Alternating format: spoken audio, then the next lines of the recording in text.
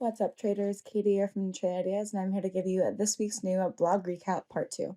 In my previous video, I talked about the generational gap that exists between younger and older traders, such as the differences between a trader that's Gen Z versus Gen X.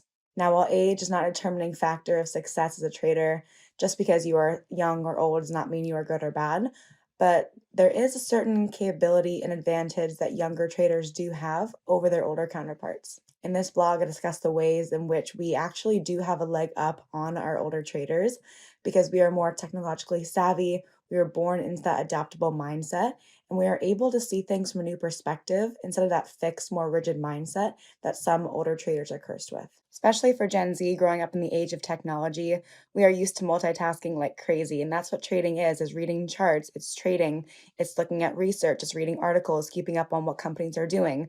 That's what we grew up with, learning, teaching ourselves, watching YouTube videos. And that's our advantage for younger investors and traders to use our well adapted mind to handle all of this outside stimulation. What we lack in experience, we make up for in optimism, adaptability, and the mindset of working smarter and not harder. Our work ethic just looks different because we grew up in the age of the side hustle, utilizing supplemental income through nannying, Uber driving, and use that money for other adventures, other risks like trading and investing. And this allows us to have less emotional attachment to our money because it's not money we need. It's not scared money that we absolutely need to survive. It's just extra money that we may nanny.